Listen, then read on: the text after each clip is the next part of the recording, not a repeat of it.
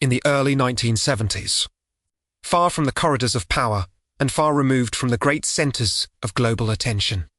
A quiet corner of northern Japan became the stage for events that would unsettle theologians, divide skeptics, and leave a permanent mark on modern religious history.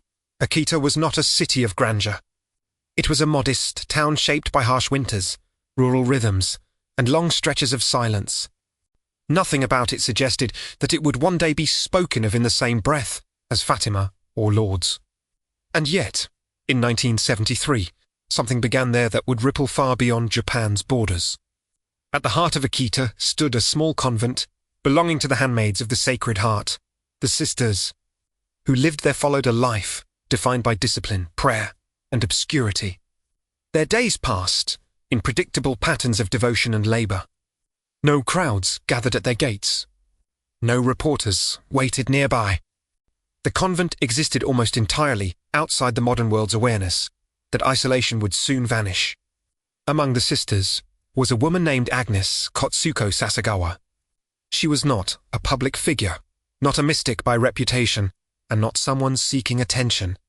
In fact, she was marked by fragility rather than strength. Years earlier, illness had left her profoundly deaf. Her religious vocation was quiet and unremarkable by any external measure. If a divine message were to be delivered to the world, she was an unlikely messenger. The first signs did not announce themselves with spectacle. There were no crowds, no visions shared publicly, no immediate claims of miracles. Instead, there was light. Sister Agnes began to perceive an intense, radiant glow emanating from the tabernacle in the convent chapel. It appeared repeatedly, defying easy explanation. At first, she kept silent. The convent was a place where imagination was treated with caution and obedience was paramount. Extraordinary claims were not welcomed lightly. Then the encounters began. She would later describe a presence that carried both overwhelming tenderness and crushing gravity. A figure identified as the Virgin Mary appeared to her, luminous yet sorrowful. The message, when it came, was neither vague nor comforting. It spoke directly to the state of the world and to the direction humanity was taking. According to Sister Agnes, what was communicated was not meant for her alone. It was meant to be heard. The object that soon drew attention was a wooden statue of the Virgin Mary housed within the convent. Carved from a single block of wood, the statue had been created years earlier and stood quietly in the chapel. It was not initially connected to the reported visions. But then something happened that could not be confined to private testimony. The statue began to weep. Not metaphorically, not symbolically. Witnesses reported liquid tears forming in the statue's eyes and flowing down its face. This did not occur once or twice. Over a period of several years, the phenomenon repeated itself again and again. The count eventually reached 101 instances. The tears were visible. They left marks. They were observed by nuns, visitors, clergy, and medical professionals. Samples were analyzed. Accounts were recorded. News spread slowly at first, then uncontrollably. Pilgrims arrived. Skeptics followed. Cameras were brought in. Scientists examined the liquid. Clergy imposed restrictions. The convent, once hidden from the world, became a focal point of global curiosity. Some dismissed the events outright. Others felt unease rather than belief. A smaller group saw, in Akita, a continuation of something far older. Alongside the physical phenomena came messages. According to Sister Agnes, the communications she received unfolded in stages, each building upon the last. The tone was maternal but severe. The emphasis was unmistakable. Humanity, the message warned, was drifting toward a spiritual collapse of its own making. Prayer was central. Not abstract spirituality, but specific acts of devotion.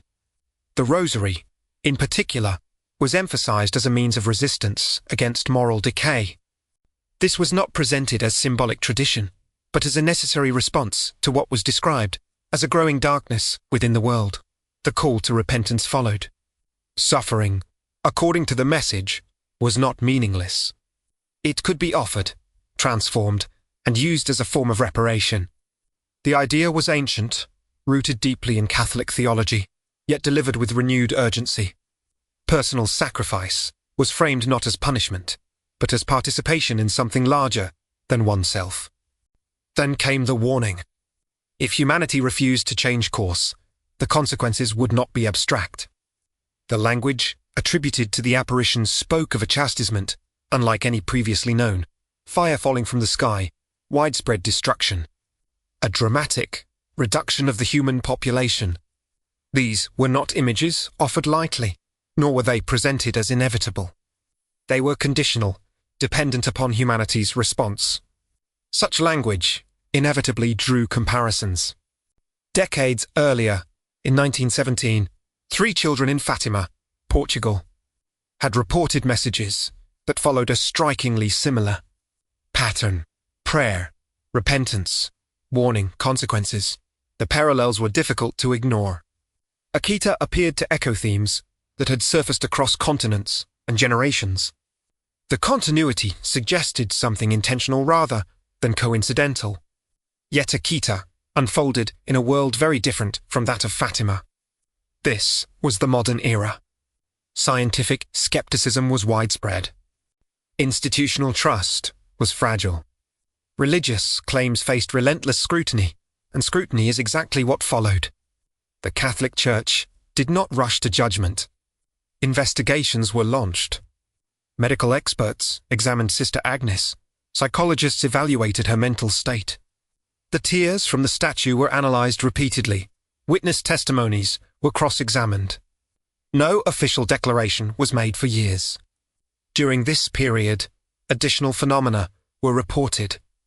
Sister Agnes developed a wound on her hand resembling a cross-shaped stigma. It was painful, visible, and resistant to simple explanation. At times, a strong fragrance filled the chapel, described by witnesses as unlike any ordinary scent. Reports of physical healings began to surface. Attributed by those involved to prayers connected with Akita, none of these elements alone would have sufficed as proof. Together, they formed a case that demanded resolution. In 1984, after 8 years of examination, Bishop John Shijiro Ito of Niigata issued a formal judgment. He declared that the events associated with Akita were of supernatural origin and authorized veneration. The decision was cautious, measured, and specific. It did not force belief, but it acknowledged authenticity. With that declaration, Akita entered the official record of approved Marian apparitions, yet approval did not end debate. It intensified it. Some saw Akita as a prophetic mirror held up to the modern world. Others feared it was misunderstood or exaggerated. Even among believers, the messages provoked discomfort. They demanded change, not admiration, reflection, not fascination. The tears of the statue were not presented as a spectacle, but as a sign of sorrow. The image of a weeping Madonna carried profound symbolism. Tears suggested grief, not judgment. Mourning, not condemnation. According to the interpretation offered by those closest to the events, the sorrow was directed not at individuals, but at humanity's collective choices. The warnings associated with Akita were not predictions set in stone. They were framed as preventable outcomes. Prayer, repentance, and humility were presented as the means by which catastrophe could be averted.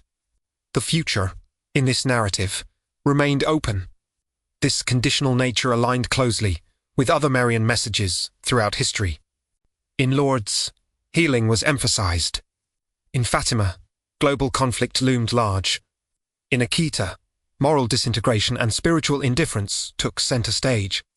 Each apparition, according to believers, addressed the specific wounds of its era. Akita's timing was particularly striking. The early 1970s marked a period of rapid social transformation. Traditional structures were being questioned. Authority was distrusted. Technological progress accelerated faster than ethical reflection. Against this backdrop, Akita's message appeared almost anachronistic, calling for silence, prayer, and self-examination. And yet, that contrast may explain its persistence. Pilgrims continue to visit the convent. Not all arrive with certainty.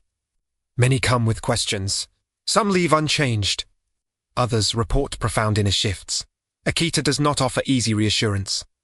It offers confrontation. It asks what happens when a world forgets the spiritual dimension entirely. The story of Sister Agnes herself reinforces this theme. She did not gain wealth or prominence. She did not seek an audience. Her life remained largely hidden, marked by obedience and suffering. Her deafness, which had isolated her for years, was reportedly healed during the period of the apparitions, though she continued her life of quiet service. In this way, Akita resists simplification. It does not fit neatly into categories of miracle or myth. It sits uneasily between belief and doubt, demanding engagement rather than dismissal.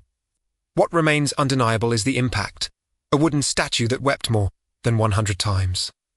Messages that echoed warnings delivered decades earlier on another continent. An official declaration by church authority after years of scrutiny. And a small Japanese town forever linked to a global spiritual conversation. Akita raises questions that extend beyond theology. It challenges assumptions about where meaning is found and how warnings are received. It asks whether humanity listens only when catastrophe arrives, or whether quiet signs can still alter the course of history. The tears, in this context, are not merely an emotional image. They are an accusation of indifference and a plea for response. They suggest that divine communication, if it exists, does not always arrive with thunder, but sometimes with grief.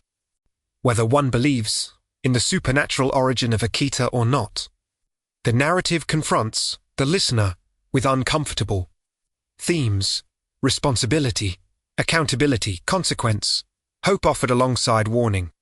In the end, Akita does not claim to predict the future. It proposes a choice. It places the burden not on heaven, but on humanity. The message is not about fear, but about urgency. And perhaps that is why, decades later, Akita has not faded into obscurity. Because in a world louder than ever, the image of silent tears still demands to be seen. Subscribe to the channel to follow more stories like this. Like the video, share it, and leave a comment with your suggestions for future themes or historical figures you would like to see explored.